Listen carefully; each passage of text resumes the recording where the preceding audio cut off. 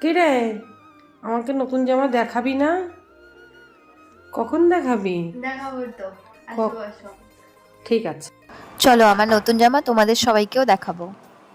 আমি মিশো থেকে 3টে জামা অর্ডার করেছিলাম, সেগুলোই আমি 1 সপ্তাহ পর ডেলিভারি পেয়েছি। দেখো ড্রেসগুলো তোমাদের কেমন লাগে।